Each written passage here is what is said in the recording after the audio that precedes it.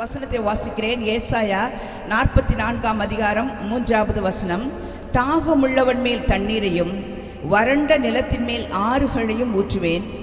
உன் சந்ததியின் மேல் என் ஆவியையும் உன் சந்தானத்தின் மேல் என் ஆசீர்வாதத்தையும் ஊற்றுவேன். அல்லேலூயா, அல்லேலூயா, ஆமேன். கர்த்தர் சொல்கிறார், தாகமுள்ளவன் மேல் என்ன செய்வாங்களாம்?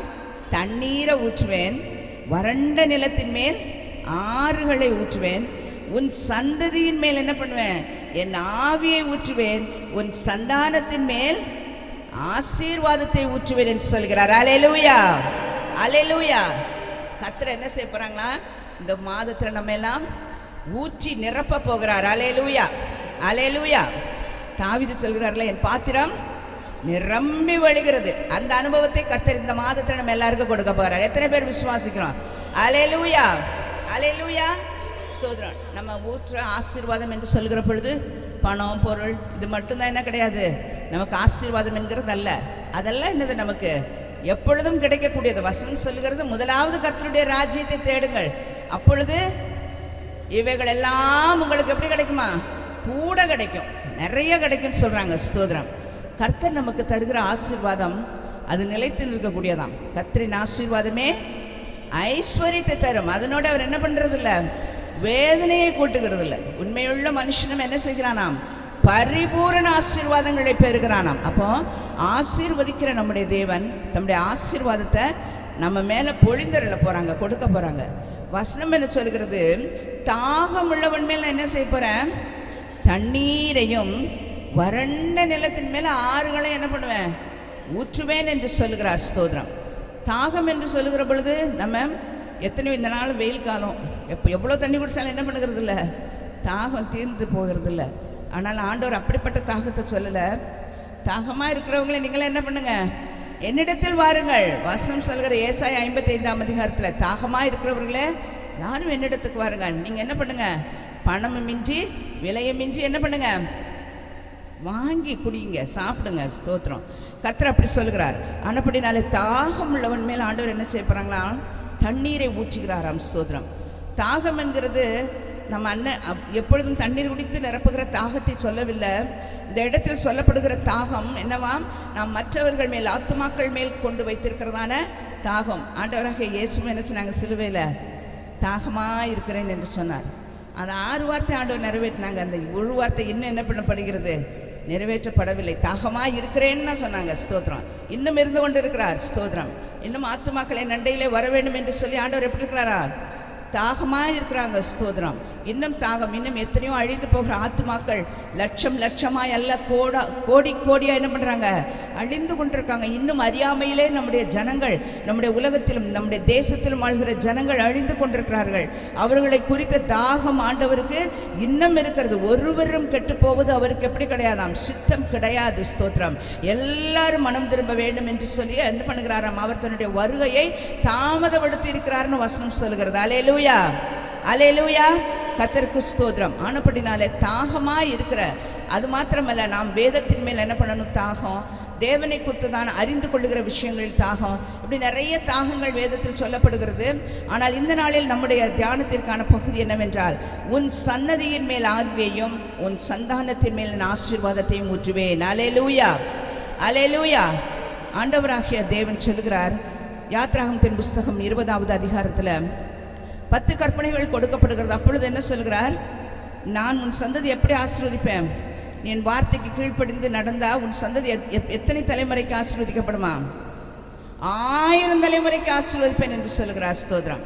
ஆனால் நாம் தவறு செய்கிற பொழுது, கர்த்தருக்கு பிரியமில்லாமல் செய்கிற பொழுது, அது நம்மை மாத்திரமல்ல, நமக்கு பின்வருகிறதான 2ஆம் 3ஆம் சந்ததியினர் தலைமுறை மட்டும் அது என்னப்படுமாம்? விசாரிக்கப்படும் என்று சொல்லப்படுகிறது. அல்லேலூயா, அல்லேலூயா. கர்த்தருக்கு ஸ்தோத்திரம். அப்போ நம்ம செய்கிறதான நன்மை, நம்ம செய்கிறதான் கர்த்தருக்கு பிரியமாய் நடந்து கொள்ளுகிறது. வேதத்தின்படி நடக்கிறதான உத்தம மார்க்கத்தார் பாக்கியவான்கள் என்று சொல்லப்படுகிறபடினால, அப்படிப்பட்ட வேதத்தின்படி நடக்கிற கர்த்தருடைய பிள்ளைகளின் நிமித்தம் அவர்களுடைய பிள்ளைகள் என்ன செய்யப்படுகிறாங்களாம்? ஆசீர்வதிக்கப்படுகிறார்கள். அல்லேலூயா, ஸ்தோத்திரம். நம்முடைய தலைமுறை ஆசீர்வதிக்கப்பட வேண்டும், நம்முடைய சந்ததியினர் ஆசீர்வதிக்கப்பட வேண்டும் என்றால் அது நம்முடைய கரத்தில் தான் இருக்கிறது. அல்லேலூயா, ஸ்தோத்திரம். நாம் எப்படி வாழ்ந்தோம் என்கிறதை விட நமக்கு பின்வருகிற நம்முடைய சந்ததியினர் எப்படி வாழ்கிறாங்க, அவங்க தான் என்ன பண்ணுவாங்க, நம்ம பேரை சொல்லி கொண்டு இருப்பார்கள். அல்லேலூயா, அல்லேலூயா, கர்த்தருக்கு ஸ்தோத்திரம். வசனம் அதுதான் சொல்கிறது, உன் சந்ததியின் மேல் என் ஆவியையும் உன் சந்தானத்தின் மேல் என் ஆசீர்வாதத்தையும் ஊற்றுவேன் என்று சொல்கிறார். கொடுப்பேன் சொல்லல, ஊற்றி கொண்டிருப்பேன் என்று சொல்கிறார். அல்லேலூயா, ஸ்தோத்திரம். கர்த்தருக்கு மகிமை உண்டாகட்டும். ஆசீர்வாதங்களையும் ஆவியையும் ஆண்டவர் கட்டளையிட போகிறேன் என்று சொல்கிறார். ஸ்தோத்திரம். நம்முடைய சந்ததிகள் ஆசீர்வதிக்கப்பட வேண்டும் என்று தான் கர்த்தர் விரும்புகிறார். கர்த்தருக்கு பயப்படுகிற மனுஷன் இவ்விதமாய் ஆசீர்வதிக்கப்படுவான் என்று சொல்லி சங்கீதம் 128 சொல்லப்படுகிறது. அந்த சங்கீதத்தினுடைய கடைசி வசனம் என்ன சொல்கிறது, அவன் அவனுடைய பிள்ளைகளையும் பிள்ளைகளின் பிள்ளைகளையும் காண்பா என்று சொல்லி. அந்த வசனத்தை வாசிங்க.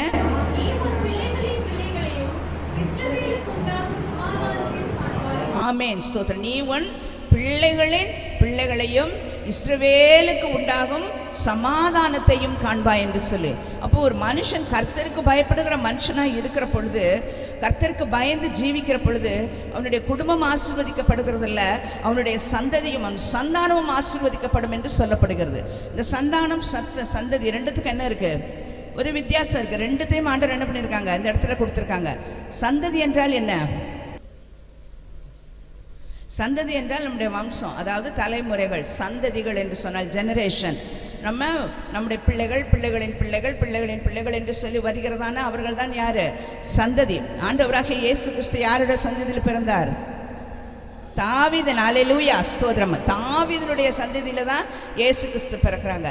தாவீது எப்பவும் பிறந்தவர், ஆனால் அவருடைய சந்ததியில ஆண்டவராகிய இயேசு கிறிஸ்து பிறக்கின்றார். அல்லேலூயா, அல்லேலூயா, கர்த்தருக்கு ஸ்தோத்திரம். அடுத்ததாக சந்தானம் என்று சொன்னால் கர்த்தர் நமக்கு கொடுத்திருக்கிற, நமக்கு தந்திருக்கிற, நமக்கு தரப்போகிற கர்த்தருடைய பிள்ளைகள், அதாவது பிள்ளைகள் குழந்தைகள் தான் என்ன சொல்லப்படுகிறது, சந்தானம் என்று சொல்லப்படுகிறது. அல்லேலூயா. ஆபிரகாம் ஆண்டவரை பார்த்து கேட்கிறார். 15ஆம் அதிகாரம் வாசிங்க. ஆதியாகமத்தின் புஸ்தகம் 15ஆம் அதிகாரம் 3வது வசனம்.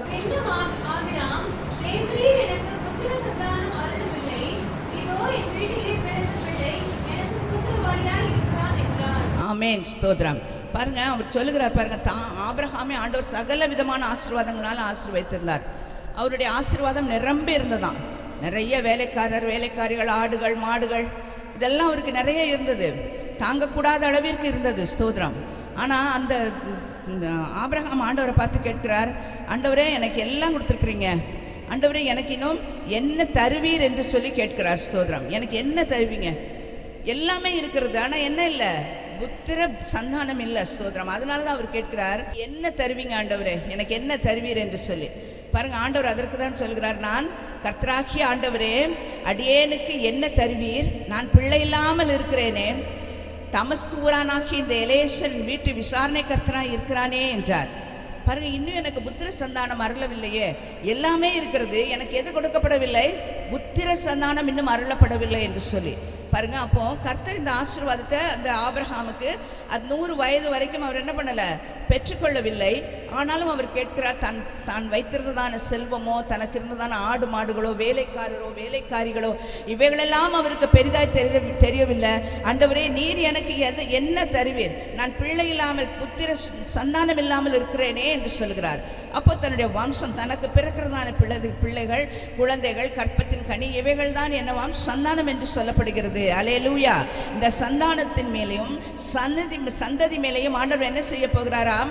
ஆவியை ஊற்ற போகிறாராம், ஆசீர்வாதத்தை கொடுக்க போகிறாராம். அல்லேலூயா, ஸ்தோத்திரம். இந்த மாதத்தில் தானே கர்த்தர் இது சொல்லுகிற பொழுது, இது நமக்கு இல்லை, நம்ம பிள்ளைங்களுக்கு மட்டும்தான் என்று சொல்லி அல்ல. ஸ்தோத்திரம். தாகம் உள்ளவங்க எல்லாரும் மேலுமே என்ன உண்டு? தண்ணீரை ஊற்ற தான் போகிறார் ஆண்டவர். ஆமேன், ஸ்தோத்திரம்.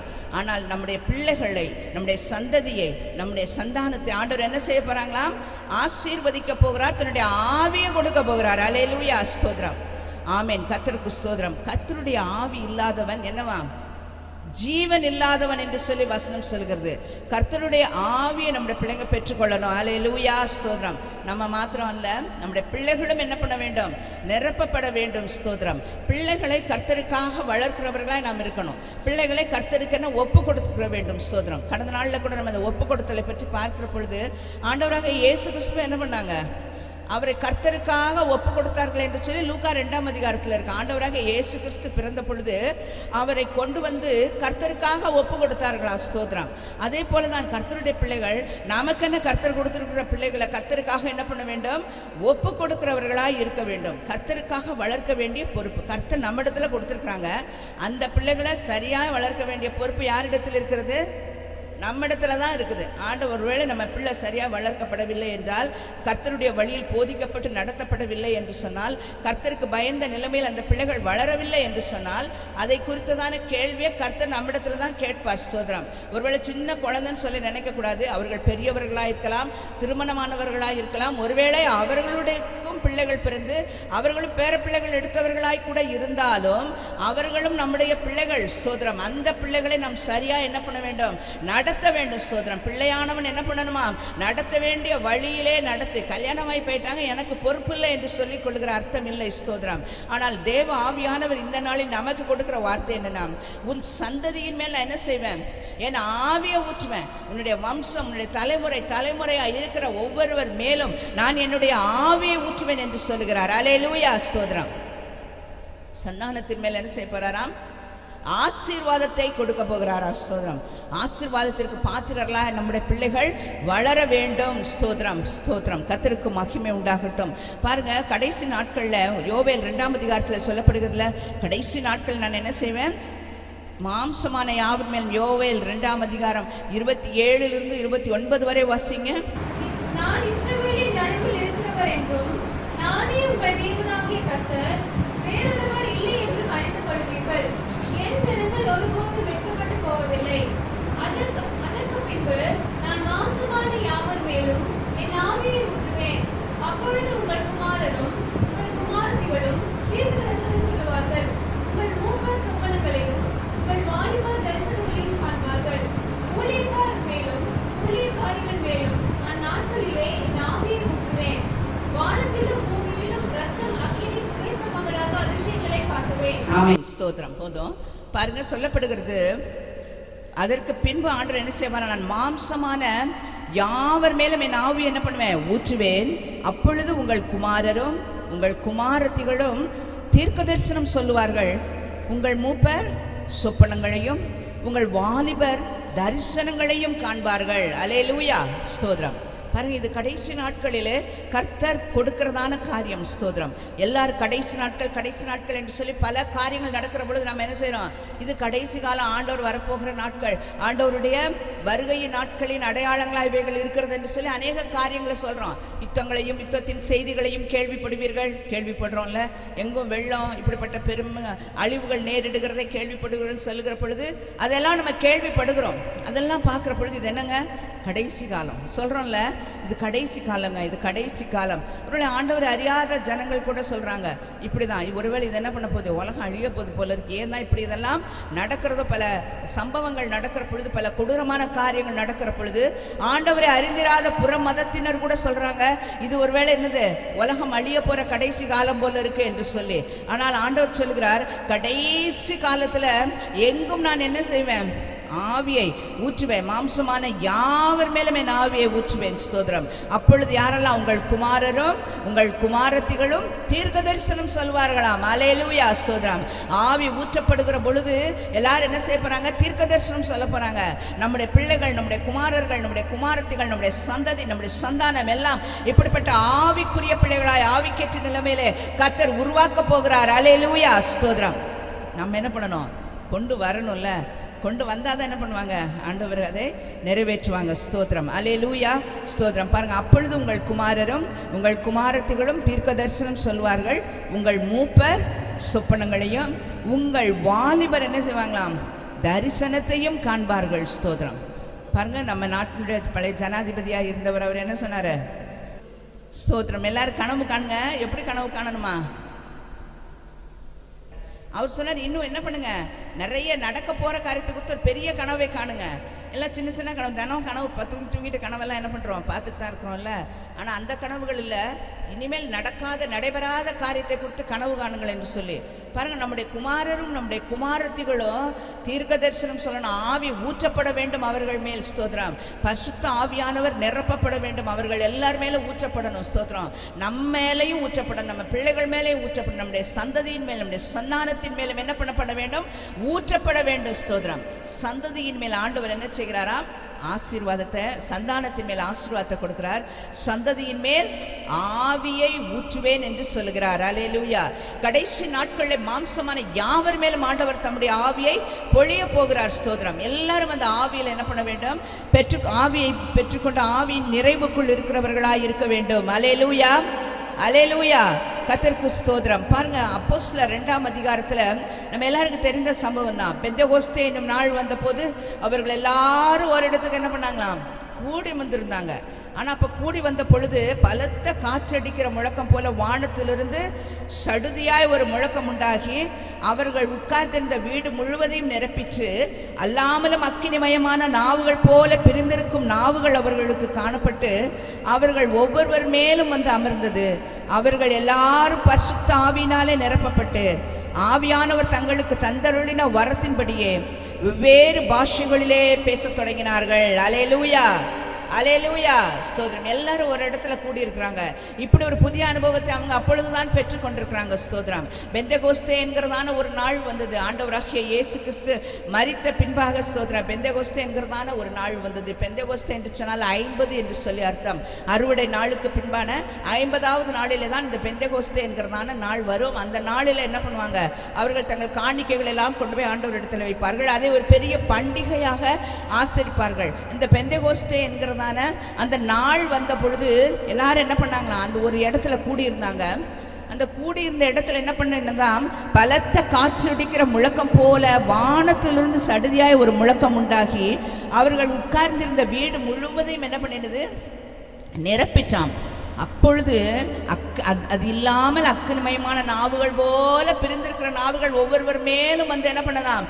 அமர்ந்ததாம். அப்பொழுது எல்லாரும் நிரப்பப்பட்டார்கள் என்று சொல்லப்படுகிறது. அல்லேலூயா, அல்லேலூயா. ஸ்தோத்திரம். எல்லாரையும் ஆண்டவர் நிரப்புகிறார். அங்கே கூடியிருந்த எல்லாரையும். எத்தனை பேர் கூடியிருந்தாங்க தெரியாது. ஆனால் வசனம் சொல்லுகிறது மேல் வீட்டறையிலே 120 பேர் கூடியிருந்து ஜெபித்தார்கள் என்று சொல்லி பாருங்க. அப்படி அத்தனை பேரும் கூடியிருந்த அத்தனை பேரும் என்ன பண்ணாங்களாம்? அக்கினிமயமான நாவுகள் அவர்கள் மேல் இருந்த பொழுது ஆவியானவர் தங்களுக்கு தந்தருளின வரத்தின்படியே வெவ்வேறு பாஷைகளிலே பேசத் தொடங்கினார்களாம். ஸ்தோத்திரம். அல்லேலூயா. அவர்கள் பேசினார்களாம். அவர்களுடைய பாஷைகள் வித்தியாசமாக இருந்தது. தாங்கள் பேசின பாஷை அல்லாது வேறே பாஷைகள் அவர்கள் பேசி கொண்டிருக்கிறார்கள். ஸ்தோத்திரம். அப்பொழுது அது பண்டிகை நாளாக இருந்தபடியினால் அங்கே கூடியிருந்ததான மற்ற ஜனங்கள் எல்லாம் என்ன பண்ணாங்க? இவர்கள் எங்களுடைய பாஷையிலே பேச நாங்கள் கேட்கிறோமே என்று சொல்லி ஆச்சரியப்பட்டார்களாம். அல்லேலூயா. ஸ்தோத்திரம். ஆவியானவர் அவர்களுக்கு ஒவ்வொருவருக்கும் தந்தருளின வரங்களின் படியே அவரவர்கள் பேசத் தொடங்கினார்கள். அல்லேலூயா. ஸ்தோத்திரம். பரிசுத்த ஆவியானவர் எல்லார் மேலும் ஊற்றப்பட்டார், நிரப்பப்பட்டார். ஸ்தோத்திரம். ஆமேன். அப்பொழுது பாருங்க, எல்லாரும் ஆச்சரியப்படுறாங்க. இவங்க ஒருவேளை என்ன பண்றாங்க? குடிச்சிட்டு வந்தது என்ன பண்றாங்க? ஒவ்வொருவரும் பேசுகிறாங்களோ என்று சொல்லி. ஆனாலும் மற்றவர்களோ இவர்கள் மதுபானத்தினால் நிறைந்திருக்கிறார்கள் என்று பரியாசம் பண்ணினார்கள் என்று சொல்லப்படுகிறது. எப்படி இவங்க நம்ம பாஷையை பேசுறாங்க? ஒவ்வொருவரும் ஒவ்வொரு விதமான பாஷைகளை பேசுகிறார்கள். ஆனால் இது என்னுடைய பாஷையாச்சு. இந்த என்னுடைய பாஷை இவர்களுக்கு தெரியாது. இந்த தேசத்துக்காரர்கள் எங்களுடைய பாஷைகளை பேசுகிறார்கள் என்று சொல்லி ஆச்சரியப்பட்டார்களாம். பரிசுத்த ஆவியானவர் நிரம்புகிற பொழுது ஆச்சரியமான காரியங்களை என்ன பண்ணுவாராம்? நடப்பிக்கிறவராய் இருக்கிறார். அல்லேலூயா. ஸ்தோத்திரம். இந்த நாட்களில் இந்த மாதத்திலும் கர்த்தர் நம் ஒவ்வொருவரையும் அப்படிப்பட்டதான விசேஷ ஆவியினால் ஆண்டவர் நிரப்ப போகிறார். ஸ்தோத்திரம். முக்கியமாக நம்முடைய பிள்ளைகளை நிரப்ப போகிறார். ஒருவேளை பிள்ளைங்கள்லாம் இந்த மாதத்தில் தங்களுடைய எக்ஸாம்ஸ் முடிச்சுட்டு ஒருவேளை ஃப்ரீயாக இருப்பாங்க. ஒருவேளை ஃப்ரீயாக இருக்கிறாங்களேன்னு சொல்லி நம்முடைய பிள்ளைகளை விட்டு விடாம பிள்ளைகளை கர்த்தருக்கேற்றதான வழியிலே வளர்க்க வேண்டும். ஸ்தோத்திரம். கர்த்தருக்கேற்ற சிக்ஷையிலே நாம் வளர்க்க வேண்டும். கர்த்தருடைய பிள்ளைகள் சிறு வயதிலிருந்தே பிள்ளைகள், நேற்று கூட பாஸ்டர் சொன்னாங்களே, தென்கொரியாவில் 3 வயதிலேயே பிள்ளைகளை இந்த வழிக்குள் நடத்தி விடுவார்கள் என்று சொல்லி. இப்படித்தான் அங்காங்கே பிள்ளைகளும் பெரியவர்களும் அவரவர்கள் வயதிற்கேற்ற விதமாய் கூடி ஜெபித்து கொண்டிருப்பார்களாம். சின்ன பிள்ளைங்க கூட பரிசுத்தாவின் அபிஷேகத்தை பெற்று ஆவியினாலே நிரம்பி அந்நிய பாஷைகளை பேசுவார்களாம் தென்கொரியாவில். அல்லேலூயா. ஸ்தோத்திரம். கர்த்தருடைய பிள்ளைகளாகிய நாம் நம்முடைய பிள்ளைகளை வளர்க்க வேண்டிய பொறுப்பை கர்த்தர் நம்மிடத்தில் கொடுத்திருந்தாலும் நாம் சரியாய் நடத்த வேண்டிய அந்த பொறுப்புக்குள் நாம் இருக்கிறோம். அதோடு மாத்திரமல்ல, பிள்ளைகளை என்ன பண்ணணுமா? கர்த்தருக்கேற்ற காரியத்தில் வளர்க்கிறதோடு கர்த்தருக்கென ஒப்பு கொடுக்கிறவர்களாகவும் நாம் இருக்க வேண்டும். அல்லேலூயா. ஸ்தோத்திரம். கர்த்தருக்கு மகிமை உண்டாகட்டும். தேவனாகிய கர்த்தர் கர்த்தர் சந்நிதியின் மேல் என்ன செய்கிறாராம்? ஆவியை ஊற்றப் போகிறாரு. சந்தானத்தின் மேல ஆசீர்வாதத்தை ஊற்றப் போகிறார். ஆவியையும் ஆசீர்வாதத்தையும் இந்த மாதத்திலே நாம் எல்லாரும் பெற்றுக்கொள்ள போகிறோம். அல்லேலூயா, அல்லேலூயா, ஸ்தோத்திரம். பரிசுத்த ஆவியினுடைய அபிஷேகம், பரிசுத்த ஆவியினுடைய அந்த வழி நடத்துதல், ஆவியானவர் நடத்துகிற விதமாக நாம் செல்லப்படுகிறது. தாவீது சொல்கிறார், ஆண்டவரே உமக்கு பிரியமானதை செய்யும்படி என்னை போதித்தருளும். உம்முடைய நல்ல ஆவி என்ன பண்ணணும்? செம்மையான வழியிலே நடத்தட்டும் என்று சொல்கிறார். அந்த ஆவியானவர் நம்ம என்ன பண்ணுவாங்களாம்? நம்மை வழி நடத்தி நம்மை கொண்டு செல்வார். ஆனபடினால அந்த ஆவி எனக்கு வேண்டும், ஆவியின் வழி நடத்துதல் வேண்டும். ஆவியானவருடைய வார்த்தைகளுக்கும் ஆவியானவருடைய வழி நடத்தலுக்கும் நான் கீழ்ப்படிந்திருக்க வேண்டும் என்று சொல்லி இந்த மாதத்திலே நாம் நம்மை ஒப்புக் கொடுக்க போகிறோம். அப்படிப்பட்ட தாகம் நம்ம எல்லாருக்கும் உண்டாயிருக்கட்டும். ஸ்தோத்திரம். தாகம் உள்ளவன் மேல் தண்ணீரையும் வறண்ட நிலத்தின் மேல் ஆறுகளையும் ஊற்றுவேன் என்று சொல்கிறார். சோதரம். எல்லாவற்றையும் ஆண்டவர் ஊற்றுகிறேன் என்று சொல்கிறார். இன்னும் வருகிற நாட்கள் கர்த்தருக்கு சித்தமானால் நாம் இன்னும் இந்த மாதம் மாத்திரமல்ல, பல நாட்கள் இந்த வசனங்களை குறித்து தானே அநேக காரியங்கள் நம்ம தியானிப்போம். என்னென்னு சொன்னால், தாகம் உள்ளவன் மேல் யாரெல்லாம் தாகம் உள்ளவங்க, யாரெல்லாம் ஆண்டவர் எப்படி நிரப்புவாங்க என்கிறதை குறித்தெல்லாம் நம்ம பார்க்கலாம். பாருங்க, வறண்ட நிலத்தின் மேல் என்ன செய்கிறாங்கன்னா ஆறுகளை ஊற்றுவேன் என்று சொல்கிறார். உன் சந்ததியின் மேல் என் ஆவியையும் உன் சந்தானத்தின் மேல் என் ஆசீர்வாதத்தையும் ஊற்றுவேன் என்று சொல்லுகிறார். ஸ்தோத்திரம். நம்முடைய சந்ததி, நம்முடைய சந்தானம் ஆசீர்வாதத்தை பெற்றுக்கொள்ள வேண்டும், ஆவியை பெற்றுக்கொள்ள வேண்டும். நம்முடைய பிள்ளைகள் கர்த்தருடைய வழியில் நடக்க வேண்டும். பிள்ளைகள் கர்த்தரால் என்ன பண்ணப்பட்டிருப்பாங்களாம்? போதிக்கப்பட்டிருப்பார்கள் என்று சொல்லப்படுகிறது. ஆனப்படினாலே நம்முடைய பிள்ளைகள் வளர்க்கப்பட வேண்டும் என்று சொன்னால் நம்ம என்ன பண்ணியிருக்கணும்? வளர்க்கிறதற்கு ஏற்றதான ஞானத்தை நம்ம பெற்றுக்கணும். ஸ்தோத்திரம். அதனால் ஆண்டவருடைய கருத்தில் நம்மை ஒப்புக் கொடுக்க போகிறோம். இந்த மாதத்தில் கர்த்தர் கொடுத்திருக்கிற வாக்கு தத்துவத்தில் 2 விதமான ஆசீர்வாதம், ஆவிக்குரிய ஆசீர்வாதங்களையும் ஆண்டவர் கொடுக்க போகிறார். உலக பிரகாரமான ஆசீர்வாதங்கள், நன்மைகளையும் கர்த்தர் நமக்கு கொடுக்க போகிறார். அதை நாம் பெற்றுக்கொள்ள போகிறோம். அதற்கு பாத்திரர்களாய் நாம் விளங்குவோம். இந்த வார்த்தைகளை வைத்து தியானிப்போம். இன்னும் கர்த்தர் இந்த வார்த்தைகள் வசனங்களின் மூலமாய் நம்ம ஒவ்வொருவரோடு கூட பேசுவாராக. ஆமேன், ஆமேன்.